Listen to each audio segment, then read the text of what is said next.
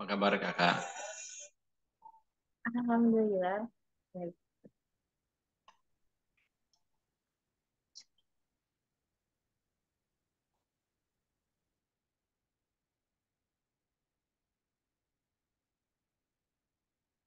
Di sana agak gelap, Kenapa kak? agak gelap, agak gelap. Agak gelap ya? Ya mungkin harus disetting ya. Oh iya, Hujan sih tadi, hujan deras.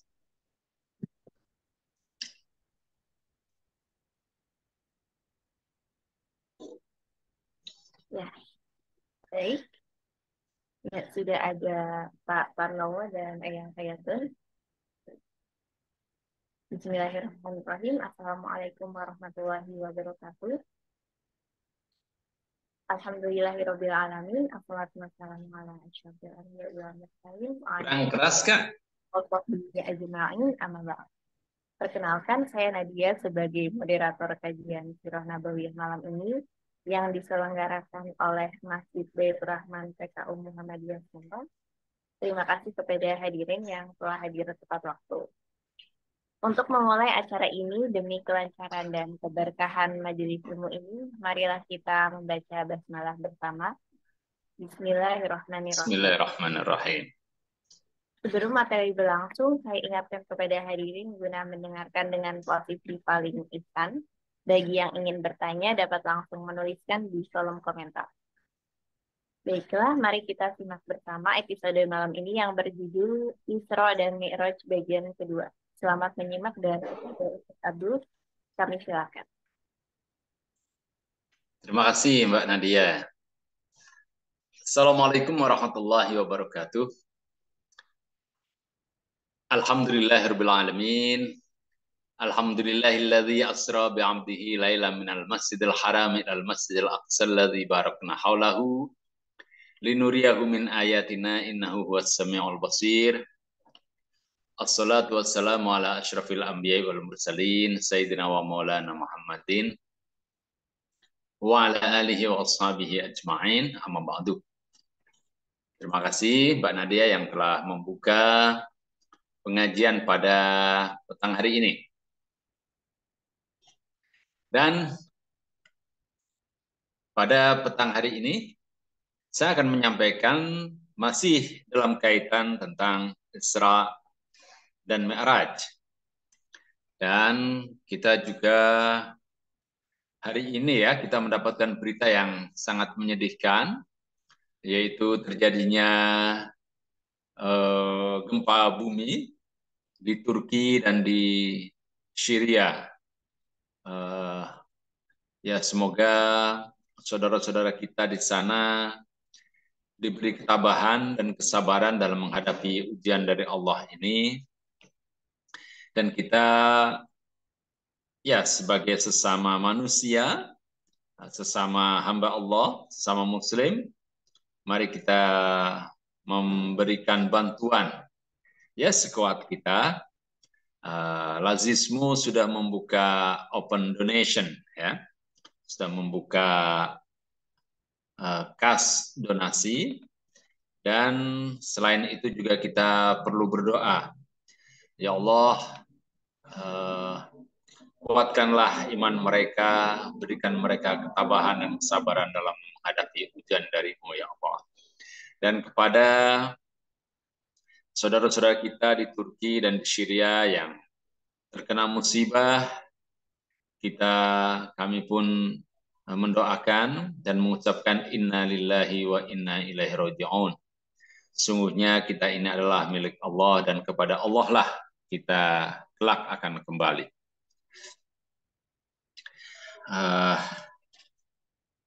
Nah, saudara-saudara, ya saya juga perlu mengucapkan juga pada kesempatan di petang hari ini bahwa hari ini juga ada perayaan ya, 1 abad Nahdlatul Ulama. Ya, semoga Nahdlatul Ulama dan Muhammadiyah ini bisa saling mengisi. Karena Nahdlatul Ulama juga sama dengan Muhammadiyah, berusaha untuk menjadikan bangsa ini, umat ini menjadi maju. Nah, ya di sini ada Mas Parnowo, ada Eyang Hayatul Masudi, ada Mbak Nabila. Wah, selamat datang Mbak Nabila. Ada Ustadz Ade Hamid ya.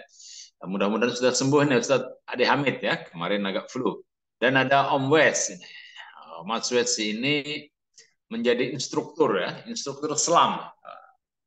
Instruktur selam di Hizbul Waton Bahari. Wah, jadi masih pakai seragam HW. Ya, selamat Mas Wes. Ada Mas Setia Irianto, ini mantan ketua pimpinan wilayah IPM Jawa Tengah ya. Selamat datang Mas Setio. Nah, uraian tentang Isra Mi'raj pada petang hari ini, jika pekan yang lalu saya hanya menyampaikan tentang hadis-hadis yang populer yang terkait dengan peristiwa Isra Mi'raj sebagaimana termuat dalam Sirah Ibnu Hisham. Kebanyakan selalu diceritakan berulang-ulang setiap kali ada pengajian Isra Mi'raj. Pada kesempatan di petang hari ini saya sedikit akan menyampaikan ya perspektif yang agak kritis tentang persoalan Isra Mi'raj. Karena ada hadis yang berbeda. Nah, izinkan saya untuk share.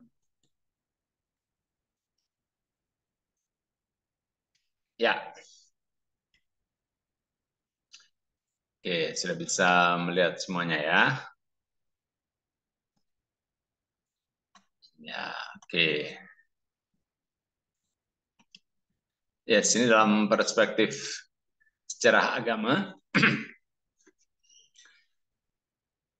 tahun terjadinya Isra Mi'raj sekitar tahun kelima kenabian itu merupakan Amul Huzn, ya, tahun kesedihan.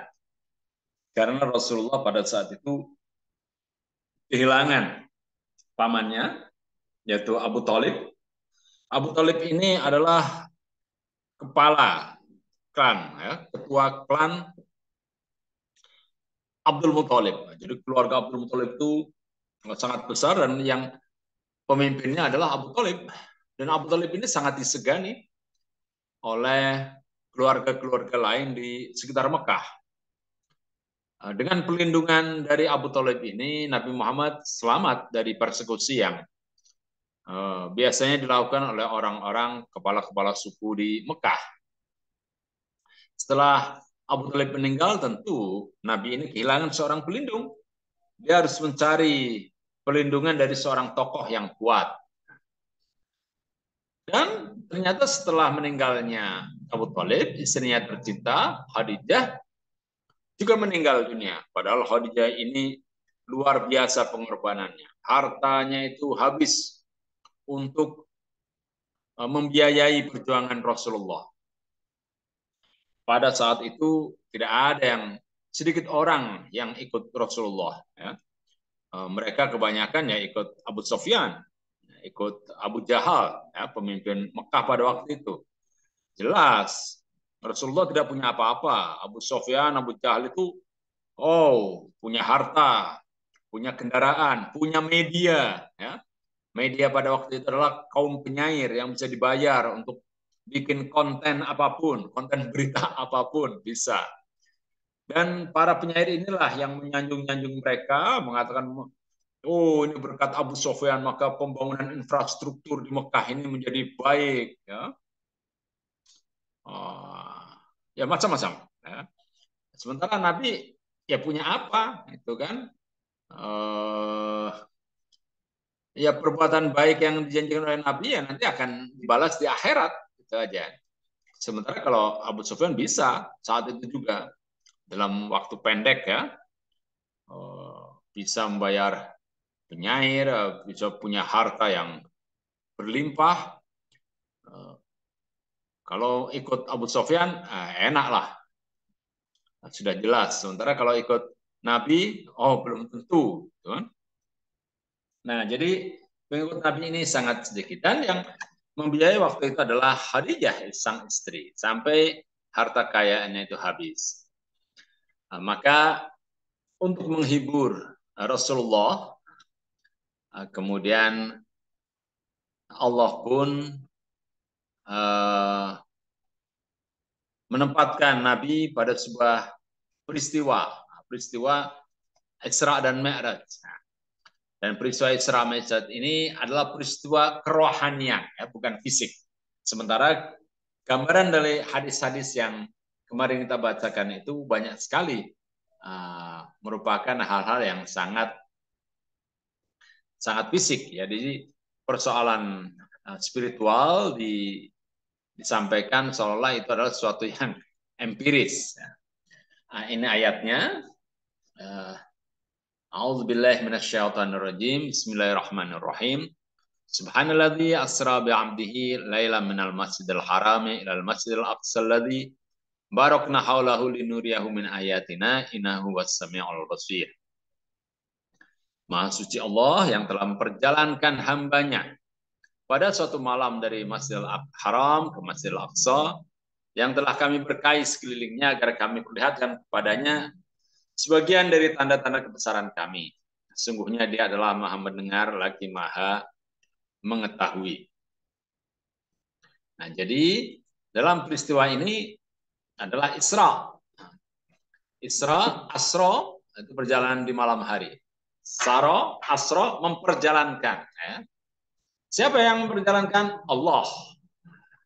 Siapa yang diperjalankan? Adalah hambanya, yaitu Muhammad SAW. Tujuannya memperlihatkan tanda-tanda kekuasaannya. Linuriyahu min ayatina. Tanda-tanda kekuasaan Allah. Dari mana? Dari Masjidil Haram ke Masjidil Aqsa. Ilal Masjidil Aqsa. Nah, kalau Masjidil Haram, kita tahu masjid yang suci, dan sekarang di Mekah ada masjid yang dinamakan Masjidil Haram.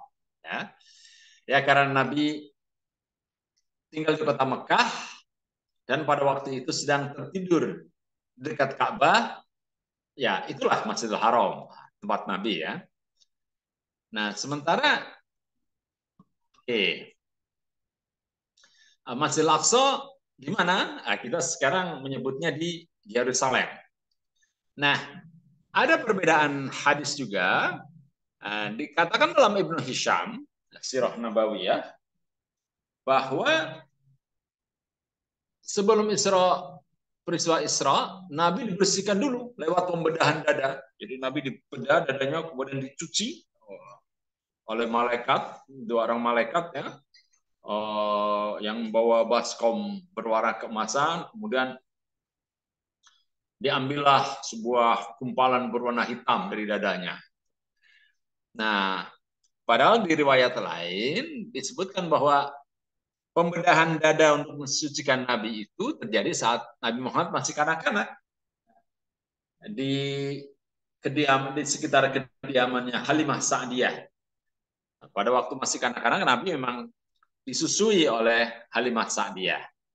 Nah, ini jadi ada perbedaan, dan memang sesungguhnya kalau kita kritis, ya peristiwa itu sebetulnya, ya, dikatakan oleh para pemerhati sejarah Nabi, itu hampir semua orang yang mengaku sebagai Nabi, sebagai orang suci, itu selalu diceritakan mengalami peristiwa semacam itu. Bahwa dia itu suatu hari dibedah dadanya, kemudian mendapatkan penyucian dan lain sebagainya.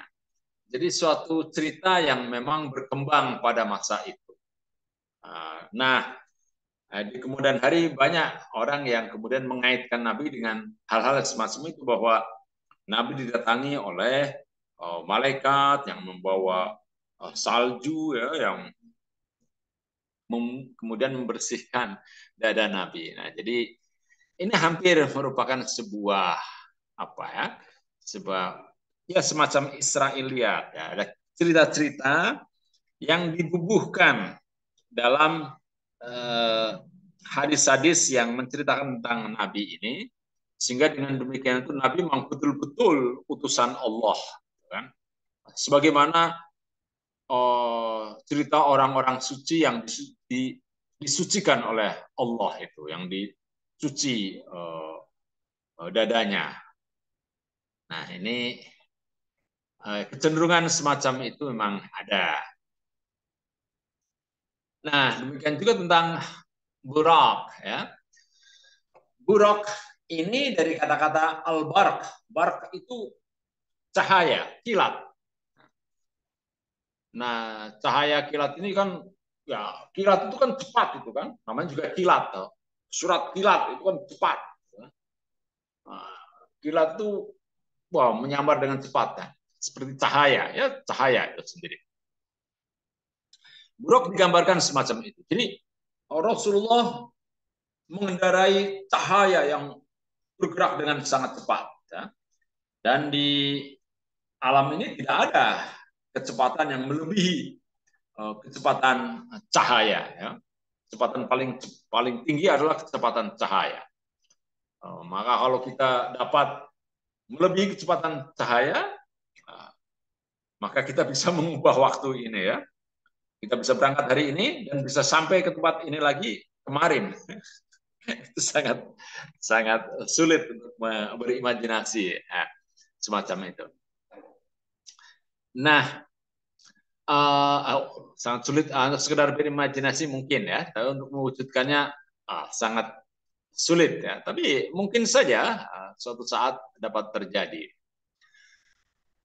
Nah, Burak ini ya juga merupakan gambaran dari ya para seniman Muslim, ya, menggambarkan di sana karena dikatakan bahwa Burak ini tampan, gitu kan, cantik gitu. Maka digambarkan Burak ini ya seperti sosok manusia, kan?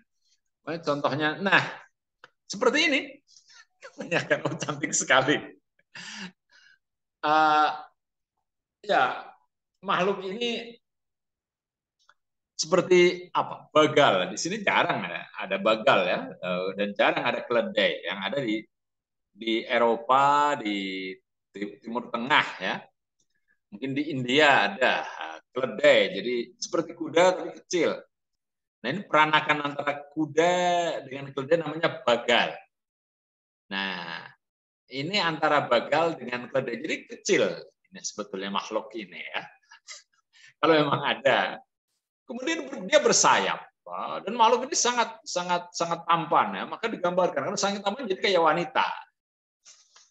Oh ya cantik lah. Nah akibat dari gambaran bahwa Burak ini sangat cantik, maka di Turki itu Burak itu dipakai untuk nama anak perempuan, Burak. Nah, ya ada bintang film Turki yang bernama Burak, ya. Ya, jadi ini hanyalah rekayasa dari seniman, para seniman, ya. Jadi mereka menggambarkan hewan mitologis, ya. Jadi masuk mitos dari wilayah-wilayah masyarakat yang kemudian masuk Islam seperti Persia, Turki dan lain sebagainya, muncullah penggambaran semacam ini. Sampai di Sumatera pun ada pawai arak-arakan tentang Burak ini, ya. Setiap kali satu Muharram atau ya satu Muharram. Nah mungkin gambaran Burak ini juga terinspirasi dari mitologi Yunani tentang kuda terbang, ya. Pegasus. Jadi ya ada kuda sembrani. Nah konon Sultan Agung, Raja Jawa itu selalu mengendarai kuda ini, kuda bersayap ini, kalau mau sholat Jumat di Mekah. Jadi kalau di masjid tidak ada Sultan Agung, hari Jumat kok tidak ada Sultan, berarti Sultan sedang sholat Jumat di Mekah.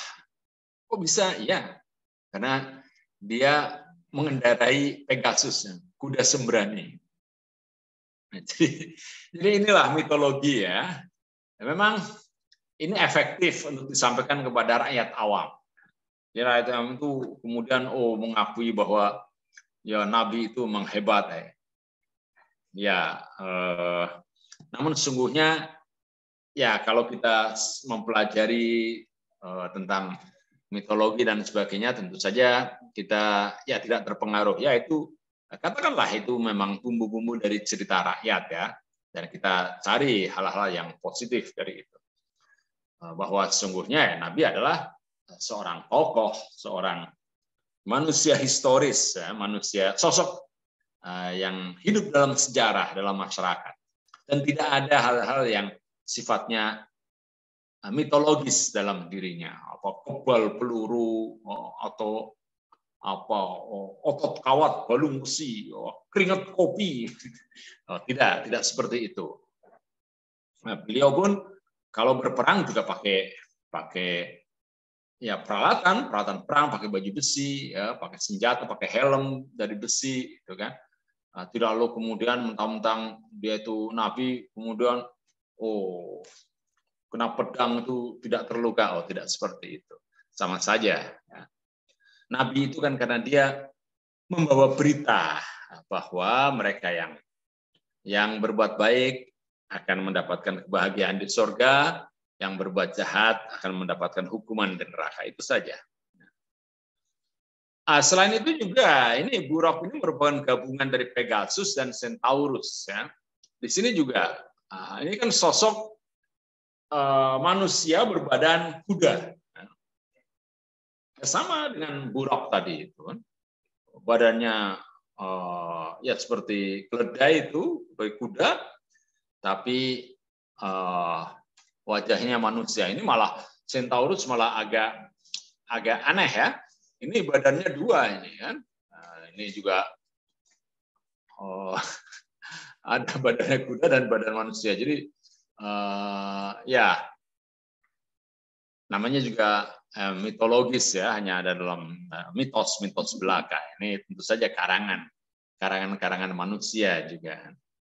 Nah, dalam filsafat Yunani itu memang banyak pemikirannya yang dipengaruhi oleh alam mitologi Yunani. Sehingga banyak istilah-istilah seperti narsis, ya, Oedipus kompleks itu kan dari mitologi Yunani. Oedipus seorang anak yang mencintai ibunya sendiri, gitu kan. Mungkin kayak di sini di Sunda itu ada cerita tentang Sangkuriang, ya, legenda Sangkuriang, legenda Tangkuban Perahu.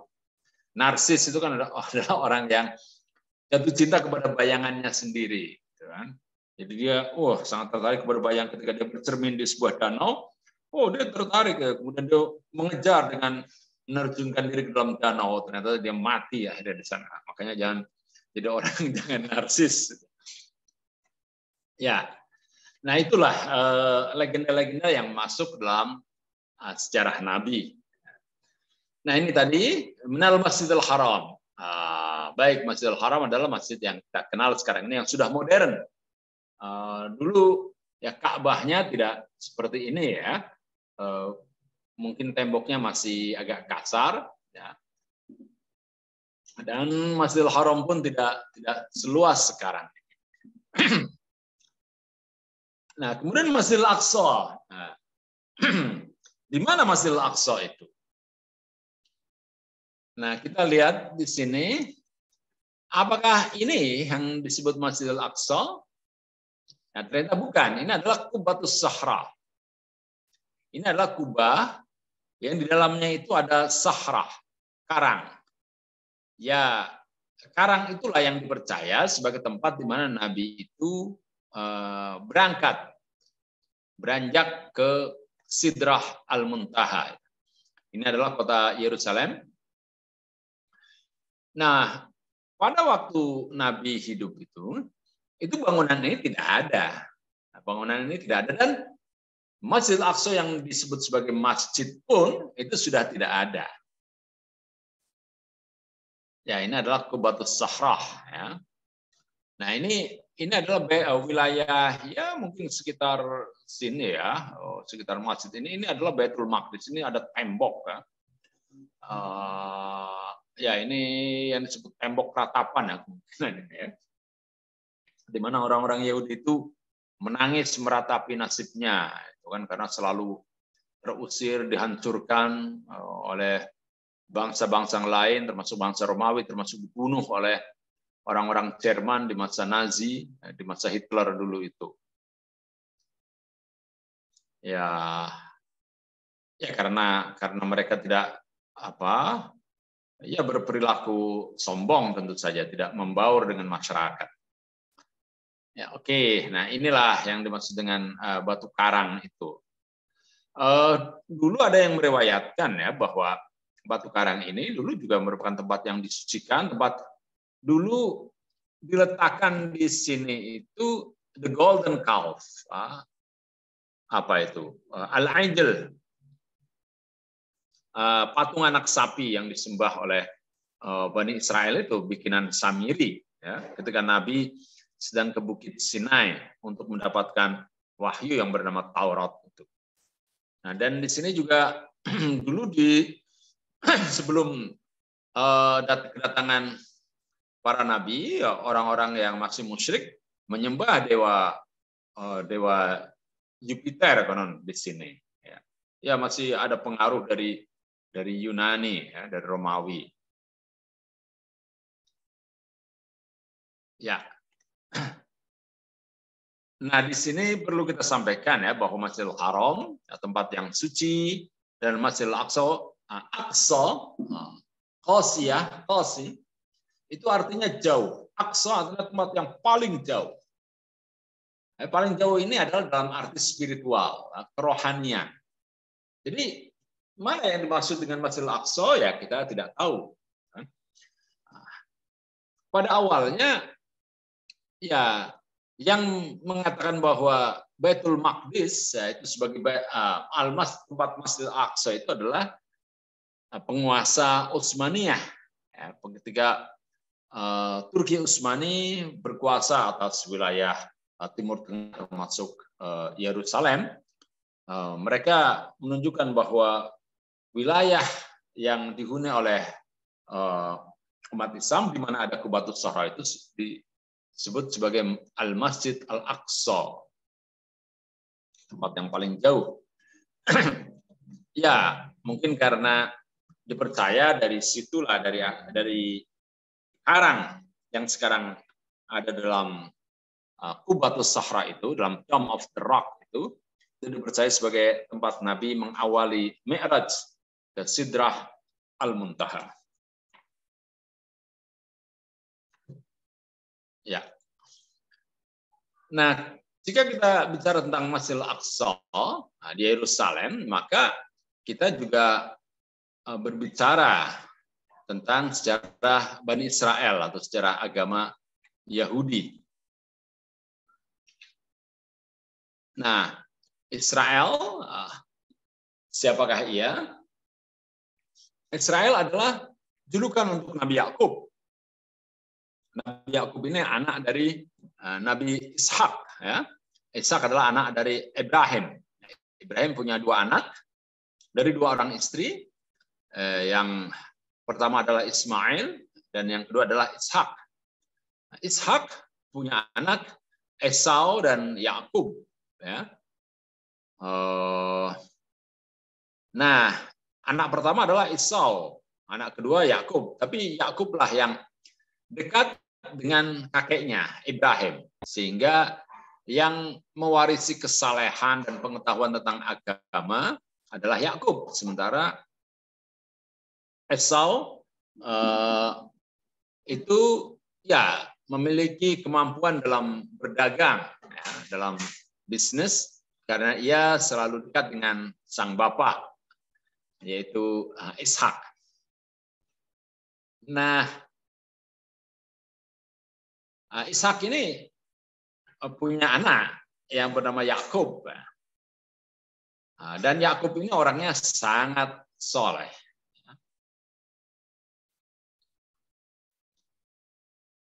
Ya, karena tadi ikut sang bapak, ikut sang kakek ya. Mohon maaf, saya mau minum dulu. Bismillahirrahmanirrahim.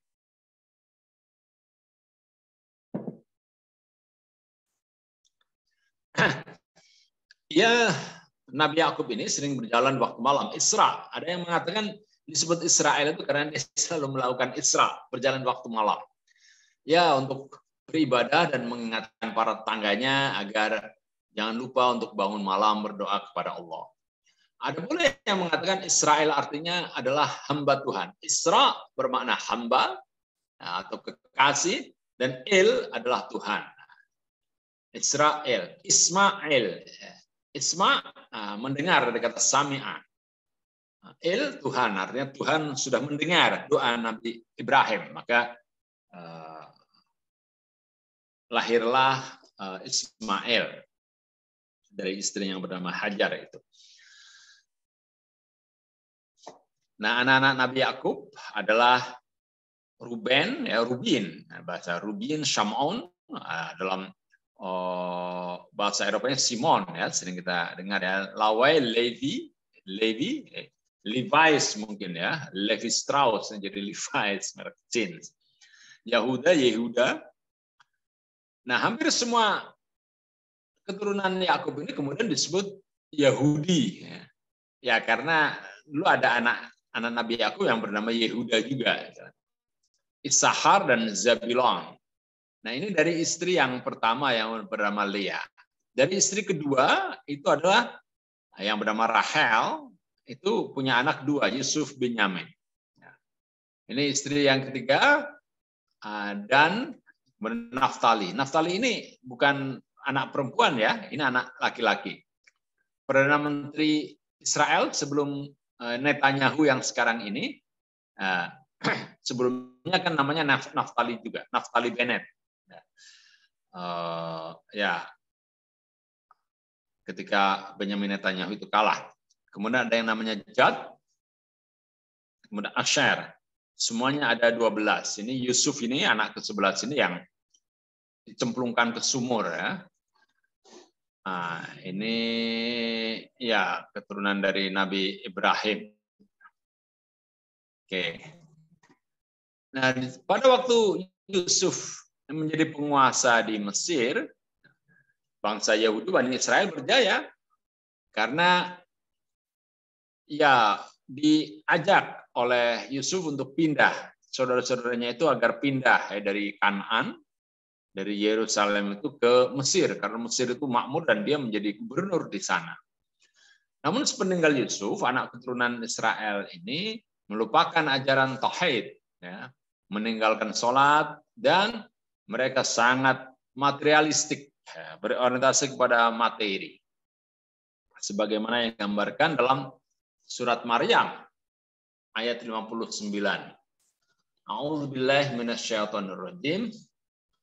Fa khalafa min ba'dihim khalfun adaa'us shalah wattaba'u syahawat fasawfa yalqawna ghayya. Kemudian datanglah setelah mereka generasi pengganti yang mengabaikan sholat dan mengikuti hawa nafsu. Mereka kelak akan tersesat. Nah, mereka menjadi tersesat betul. Tidak lagi memiliki pedoman moral. Mereka melupakan tujuan hidup ini apa. Mereka melihat bahwa ya tujuan hidup ini adalah mengumpulkan materi. Hanya cuan saja. Apa-apa selalu alasannya adalah cuan, uang. Nah, mereka itulah kemudian menjadi bangsa yang tersesat, akhirnya terpuruk, tidak tahu lagi halal haram, ya. Mau menghadapi pemilu, mereka tidak tahu lagi halal haram, yang penting siapa yang kasih amplop paling tebal, ya itulah yang diikuti. Nah, inilah awal hancurnya sebuah bangsa. Nah, bangsa Indonesia pun demikian. Ada calon kepala daerah, calon anggota legislatif, kita tidak tahu ini asal-usulnya dari mana, kemampuannya bagaimana, kapasitasnya bagaimana.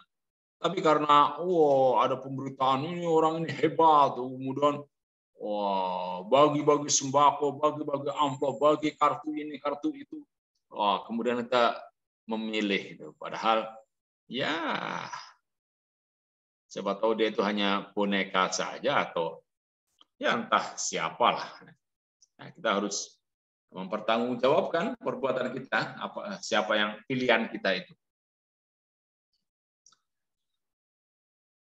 Nah, kemudian sampai akhirnya ketika Bani Israel sedang terpuruk dan mereka itu menjadi budak di masa Firaun di Mesir, datanglah Nabi Musa yang membebaskan bangsa Yahudi dari penindasan Firaun.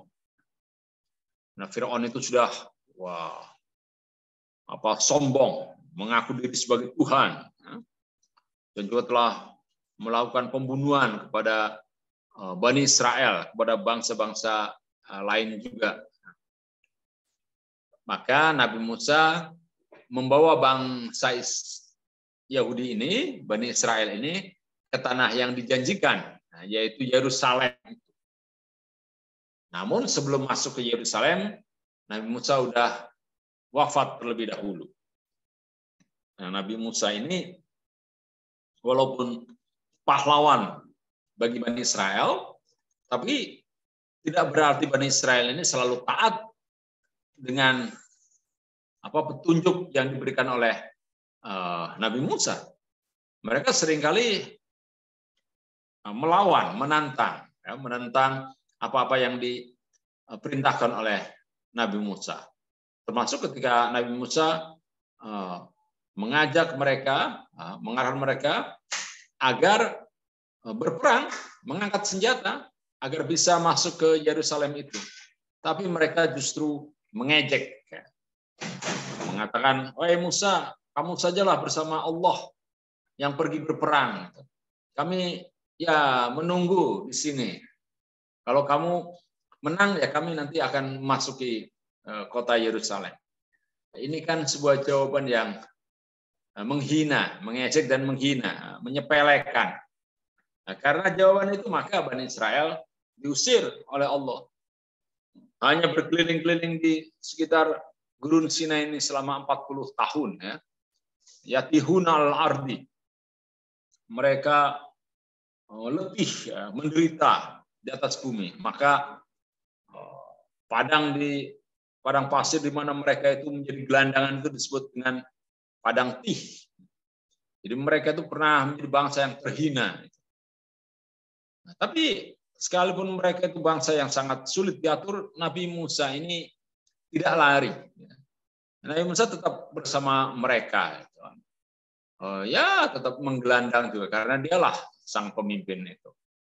Ya, inilah beratnya menjadi seorang pemimpin, ya. Nabi Musa bisa saja meninggalkan Bani Israel. Udah sana, kalian kalau mau hancur-hancurlah, itu kan. Saya mau pergi atau mau beribadah kepada Allah. Tapi Nabi Musa tidak melakukan itu. Dia tetap mendampingi Bani Israel. Nah, Nabi Musa, inilah wahyu yang diterima oleh Nabi Musa, ya, berupa Taurat, berupa 10 perintah Allah, 10 commandment. Semuanya adalah tentang tauhid, ya. Jangan menyembah kecuali Allah, jangan menyembah patung, jangan membuat patung juga, jangan menyebut nama Allah secara sembarangan, jangan mencuri, jangan berzina, semuanya jangan. Tidak boleh. Haram atasmu untuk membunuh, gitu kan. Ya, wala taqtulu nafsal lati haramullahu ilaika illa bil haqq, ya. Jangan membunuh. Wala taqrabuz zina innahu kana fahisyatan wa sa'a sabila. Tidak boleh berzina, karena berzina itu merupakan cara yang sangat keji. Nah, jangan mengingini harta tetangga, apalagi istri tetangga. Nah, rupanya ini yang sering menjadikan Bani Israel itu kacau, ribut, itu karena seperti ini. Ketika suaminya pergi, ternyata ada tetangganya yang main ke istri sang tetangga itu. Kemudian jangan bersumpah palsu. Banyak sekali orang bersumpah palsu sekarang di pengadilan. Padahal ini merupakan salah satu perintah Allah, ya. Wala ta'kulu amwalakum bainakum bil batili wa tudlu biha ilal hukam. Jangan kamu itu memakan harta yang bukan menjadi hakmu, kemudian kamu membuat persaksian palsu di depan hakim. Itu jelas sekali. Nah, kemudian ada kewajiban untuk beribadah di hari Sabtu. Nah, jadi ibadah di hari Sabtu. Mengapa hari Sabtu itu libur? Karena merupakan hari untuk beribadah bagi orang-orang Yahudi ini. Nah, kalau orang Indonesia kok libur juga di hari Sabtu ini. Padahal di Indonesia banyak orang Islam ya, beribadahnya di hari Jumat, bukan di hari Sabtu, tapi ikut-ikutan aja. Betapa hebatnya nih bangsa Yahudi ya, sampai pengaruh liburnya itu diikuti di sini. Oke.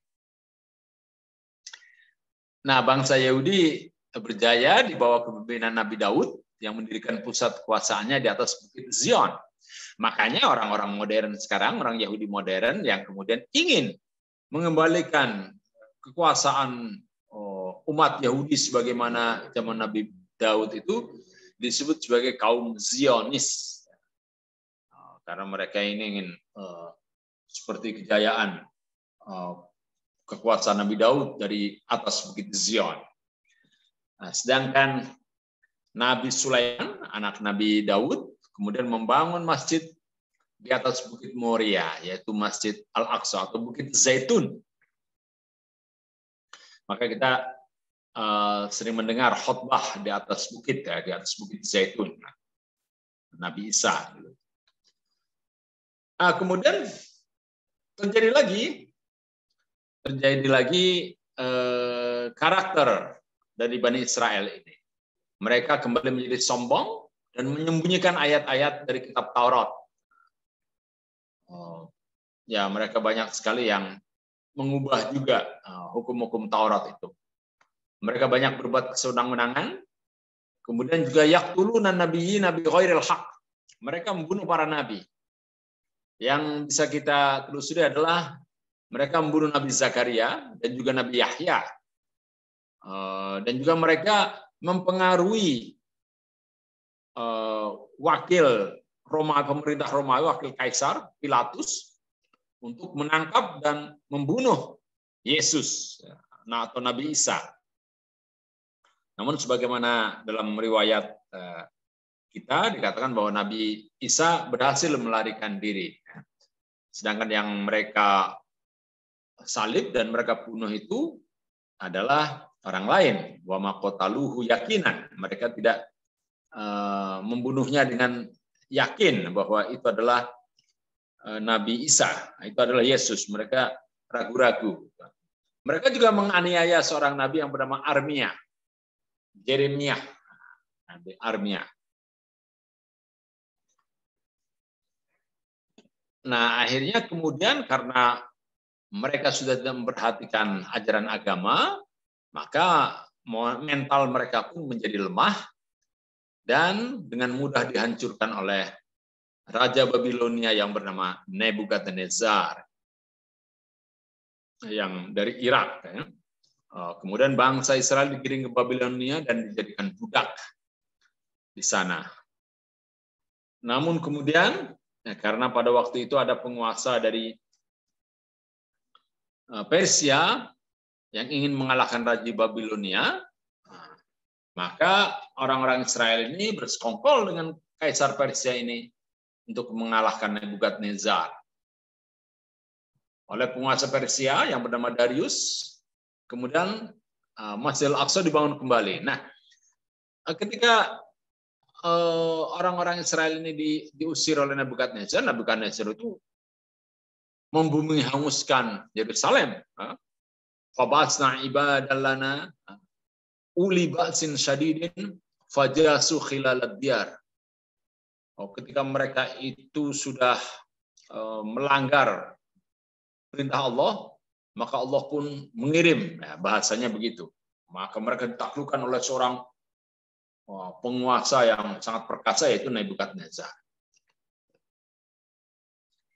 Nah, mereka sudah tidak lagi punya kebanggaan. Nah, oleh Darius kemudian setelah mengalahkan Nebukadnezar, Masjid Al-Aqsa dibangun kembali. Namun ya bangsa Israel tidak lagi memiliki kekuasaan politik ya, karena kekuasaan politik dikuasai oleh Persia. Dan Masjidil Aqsa yang dibangun kembali ini ya dipakai untuk berdagang, untuk berjudi, sampai akhirnya Nabi Isa mengutuk perilaku bangsa Israel itu. Kemudian Nabi Isa pun sampai mengatakan, kalau kalian begini terus, kalian nanti akan dihukum oleh Allah. Dan benar, pada tahun ke-7 ya, ke tahun ke-7 Masehi, ada Kaisar Titus dari Romawi itu yang mengalahkan Bani Israel dan menghancurkan Masjidil Aqsa dan mengusir bangsa Yahudi dari Yerusalem. Nah, sejak itulah bangsa Yahudi mengalami diaspora. Sampai akhirnya datanglah Umar bin Khattab dan bangsa Yahudi diperbolehkan kembali lagi ke Yerusalem. Jadi yang membuka pintu bagi orang Yahudi untuk masuk ke kota Yerusalem itu adalah Umar bin Khattab. Tapi kemudian ya wilayah bangsa-bangsa itu ada bangsa Kristen Ortodoks ya, ada Kristen Armenia, kemudian ada wilayah Muslim, ada wilayah Yahudi, itu dipisahkan oleh tembok yang dibangun oleh Umar. Jadi mereka dalam kota itu juga hidupnya terpisah-pisah. Oke, nah Mi'raj ini adalah naiknya Rasulullah ke langit yang ke-7.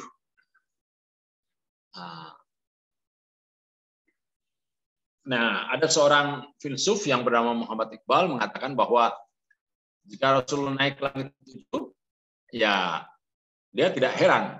Tapi yang menjadikan dia itu menganggap Rasulullah luar biasa itu adalah setelah Rasulullah sampai ke langit kok beliau mau turun lagi ke bumi. Karena seorang sufi itu setelah dia itu berada pikirannya menyatu dengan Allah, dia tidak mau lagi menyatu dengan sama manusia, tidak mau lagi berkumpul dengan manusia. Ya. Kita pun demikian, kalau sudah ada kesempatan masuk ke surga, ya tidak mau lagi turun ke bumi. Apalagi ke surga, kalau kita diberi kesempatan pergi kemana? Ke negara yang lebih makmur, ke Eropa atau ke Amerika, ya mungkin tidak mau lagi pulang ke Indonesia. Enak di sana. Nah, ini peristiwa Mi'raj ini disebutkan ya dalam surat An-Najm. Walaqad ra'ahu nazlatan ukhra 'inda sidratil muntaha indaha jannatul ma'wa. Sungguh dia benar-benar telah melihatnya. Ini melihat ya, ada yang mengatakan melihat malaikat. Ada juga melihat surga. Inda sidratul muntaha, di sidratul muntaha, di dekatnya ada surga tempat tinggal. Indah jannatul ma'wa. Sidrah. Apa itu sidrah? Sidrah ini ada yang mengatakan adalah simbol dari pengetahuan yang paripurna, pengetahuan yang paling tinggi. Nah, simbol dari sidrah itu adalah lotus tree atau bunga seroja, kan? Ya, bukan pohon ya, tanaman bunga seroja yang dikelilingi cahaya dan tumbuh di atas air. Kan? Bunga seroja itu seperti bunga teratai, tumbuh di atas air dan memiliki cahaya. Jadi seperti pohon terang. Jadi kalau dalam peristiwa Isra Mi'raj kita memasang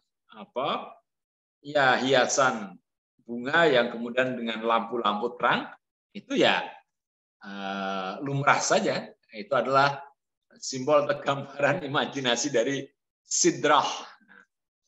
Sidrah. Ada juga yang mengatakan sidrah itu adalah bidara, pohon bidara. Ini bunga seroja ya, seperti teratai di atas air. Ya. Bunga seroja. Jika ini pohon bidara ya, banyak sekali sekarang yang menjual bibit pohon bidara. Tapi tidak perlu dihubung-hubungkan dengan mitos ya, untuk mengusir jin segala macam, mengusir setan. Ada anak itu selalu sakit, ya, mungkin kena ya epilepsi atau bagaimana itu. Setiap hari harus minum ini, rebusan daun bidara itu. Aduh, ini tidak ada hubungannya sebetulnya ya. Ya, kalau zaman dulu, zaman Nabi memang orang yang jenazah itu dimandikan dengan pohon, dengan airnya dicampur dengan daun bidara, mungkin ada getah, itu mengandung antibiotik ya. Namun sekarang kan sudah banyak zat-zat antibiotik yang lain. Saya kira itu ya yang bisa saya sampaikan dalam kajian tentang Isra Mi'raj malam hari ini. Jadi tadi kita bicara tentang sejarah Bani Israel karena ada penyebutan tentang Masjidil Aqsa ini. Dan pada waktu Nabi Mi'raj itu, Masjidil Aqsa itu dalam bentuk reruntuhan. Tidak ada bentuknya karena sudah dihancurkan oleh Kaisar Titus. Nah, adapun yang ada sekarang itu adalah Qubatus Sohroh yang dibangun oleh dinasti Turki Utsmani dan yang selalu dipakai untuk sholat itu adalah Masjid Umar yang karena dibangun oleh Umar bin Abdul Aziz. Dulu Umar bin Khattab juga pernah sholat ya, di dekat gereja yang ada di sana, gereja Kanisah. Dan di sana itu dipercaya dulu itu Nabi Isa lahir di sana.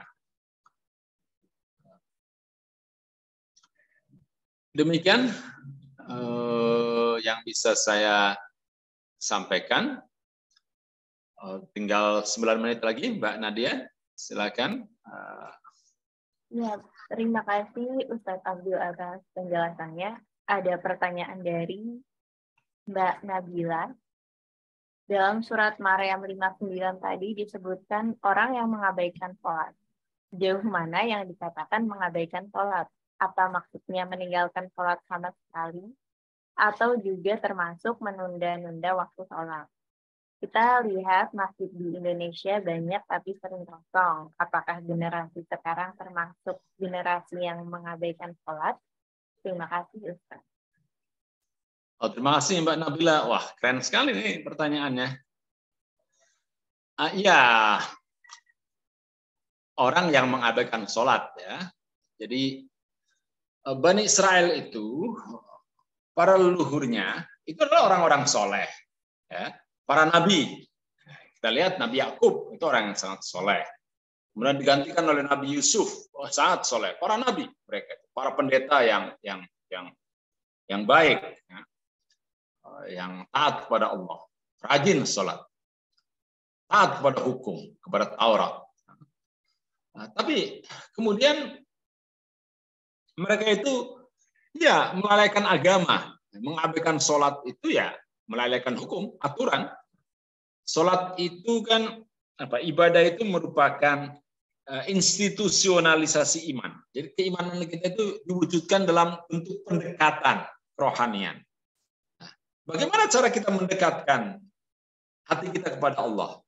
Maka diberi tuntunan. Tuntunannya itu berupa sholat, ya, berupa bacaan, ya, ucapan, dan juga gerakan. Jadi kita ada aturannya. Maka yang namanya ibadah itu harus ada dasar perintahnya. Tidak bisa kita bikin-bikin sendiri. Ya. Nah, tapi banyak orang-orang yang kemudian mengabaikan cara untuk mendekatkan diri kepada Allah. Jadi mereka melupakan Allah. Melupakan Allah berarti mereka melupakan tanggung jawab kepada sesama. Kita sudah diberi rezeki oleh Allah berupa kekayaan.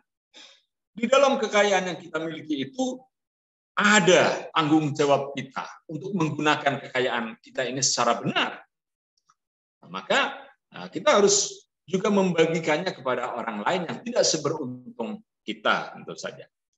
Nah, bahkan dalam Al-Quran disebutkan bahwa walaupun kita sholat, kita pun dianggap sebagai orang-orang yang akan mendapatkan celaka.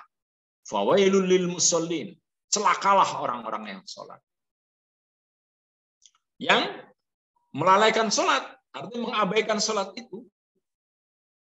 Ya, yang tidak pernah yang kalau sholat itu mereka ya hanya pamer, gitu kan, dan tidak pernah menolong sama manusia dengan barang yang berharga, gitu kan, barang yang dibutuhkan.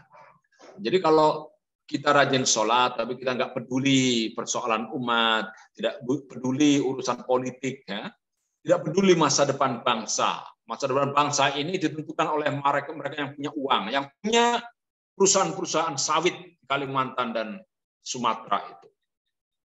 Ya. Yang bikin undang-undang itu adalah para investor. Investor di tambang batu bara, di jalan tol dan lain sebagainya. Itulah yang mengatur undang-undang kita itu. Sehingga rakyat ini tidak punya bagian apa-apa. Memang pertumbuhan ekonomi kita bagus, tapi yang menikmati ya hanya segelintir orang saja. Orang-orang yang secara kekuasaan, oligarki. Sebagian besar rakyat, sulit sekali untuk mendapatkan makanan yang bergizi saja. 68% bangsa kita tidak mampu menjangkaunya. Maka kasus stunting itu akan terus-menerus ada. Nah ini bagaimana kita ini bisa mengabaikan itu, mengabaikan persoalan masyarakat, persoalan stunting, persoalan HIV, persoalan LGBT, kita cuek saja. Yang penting saya tidak, saya manusia normal, yang itu bukan urusan saya. Enggak bisa, kita harus peduli itu. Dan caranya adalah dengan banyak hal, berjuang secara moral, secara budaya, tapi yang penting lagi secara politik. Secara kultural kita harus berjuang, secara struktural juga. Dan itu merupakan tanggung jawab orang yang beragama. Orang yang sholat itu. Kalau kita nggak peduli dengan persoalan-persoalan politik, persoalan-persoalan moral anak muda sekarang ini, kita termasuk mengabaikan sholat. Dan kita akan jadi orang-orang yang sesat juga. Begitu Mbak Nabila. Nah, sejauh mana yang dikatakan? Ya, itu saya sudah menjawabnya ya. Apa maksud meninggalkan sholat sama sekali? Ya, termasuk menunda-nunda sholat juga. Wah, gimana itu? Jangan, makanya kita jangan sampai menunda-nunda sholat. Dan banyak masjid yang kosong. Nah, ini orang Indonesia itu paling senang bikin masjid ini. Dapat rezeki gitu kan. Sekarang jadi pengusaha di Kalimantan. Kemudian bikin masjid di kampungnya. Tapi dia sendiri nggak pernah sholat di situ karena dia masih di Kalimantan. Nggak pernah nengok ke masjidnya itu, ada yang sholat apa tidak, gitu kan? Bersih apa tidak itu, toiletnya, gitu kan? Terus takmirnya itu makmur apa tidak masjidnya? Ya, imamnya bagaimana? Atau yang azan itu, jangan-jangan yang azan orang tua suka batuk-batuk. Gitu. Kalau batuk-batuk itu diberi obat batuk apa tidak? Nah, sering mengabaikan. Jadi saya khawatir itu kalau masjid-masjid itu kosong, nanti ya lama-lama akan dijual. Tapi kan sertifikatnya sertifikat wakaf ya. Seperti di Eropa itu banyak gereja yang dijual. Karena sudah nggak laku, tidak ditempati untuk beribadah. Saya yakin nanti masjid-masjid itu juga itu. Saya juga akhirnya masjid itu kosong, jadi tempat gelandangan atau tempat orang-orang bersembunyi-sembunyi main judi, wah tambah maksiat, nanti akan dikutuk sebagaimana Bani Israel dikutuk oleh Nabi Isa. Nah ini, jadi ya mari kita isi masjid kita ya. Masjid kita itu kalau hari Jumat memang seolah-olah kok penuh, itu masjid kita sempit ya, kurang besar. Tapi coba datang waktu subuh gitu, wah lengang sekali. Saya ingin melihat ada masjid separuh saja subuh itu terisi. Tidak ada. Paling hanya 2 baris, 3 baris. 3 baris itu sudah sangat hebat.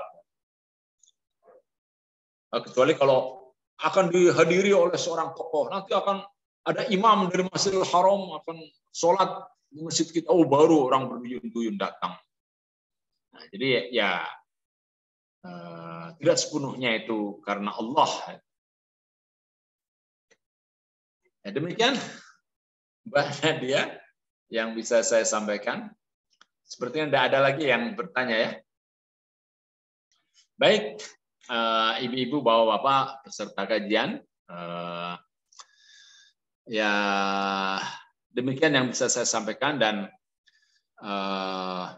mari kita doakan saudara-saudara kita yang ada di Turki dan di Syria yang sedang tertimpa musibah gempa bumi, dan juga kita doakan saudara-saudara kita di sini yang sedang dalam keadaan sakit. Ya. Semoga Allah segera menyembuhkannya, dan jika mereka bersabar atas sakit yang mereka alami itu, semoga kesabaran mereka itu dapat menjadi penggugur dosa-dosa. Dan juga mudah-mudahan kita selalu mendapatkan kesehatan, istiqomah dalam iman dan dalam Islam, dan selalu mendapatkan berkah dari Allah. Bismillahirrahmanirrahim. Alhamdulillahirabbil alamin. Assalatu wassalamu ala asyrafil anbiya'i wal mursalin wa ala alihi wa ashabihi ajma'in. Allahumma inna nas'aluka salamatan fid din wa afiyatan fil jasad wa ziyadatan fil ilmi wa barakatan fil rizqi wa taubatan qabla al maut wa rahatan dal maut hawwin alaina fi sakaratil maut wan najata minan nar wal afwa indal hisab. Allahumma afri alaina sabran wa thabbit aqdamana wansurna 'alal qawmil kafirin. Allahumma a'izzal islam wal muslimin wa aslih walatal muslimin wa alif dhata bainahum. Allahumma ansur man nasruddin wahdul man khadalal muslimin. Rabbana hab lana min azwajina wa dhurriyyatina qurrata a'yun waj'alna lil muttaqina imama. Rabbana atina fid dunya hasanah wa fil akhirati hasanah wa qina adzabannar. Walhamdulillahirabbil alamin. Assalamualaikum warahmatullahi wabarakatuh. Waalaikumsalam warahmatullahi wabarakatuh. Alhamdulillah atas kelancaran kajian malam ini yang berisi penjelasan yang mencerahkan dan pertanyaan yang bagus dari Mbak Nabila. Semoga kajian ini dapat meningkatkan ketakwaan dan kecintaan kita kepada Rasulullah. Baik, jazakumullah khairan katsiran atas kehadiran hadirin. Wassalamualaikum warahmatullahi wabarakatuh. Waalaikumsalam warahmatullahi wabarakatuh. Terima kasih Mbak Nadia.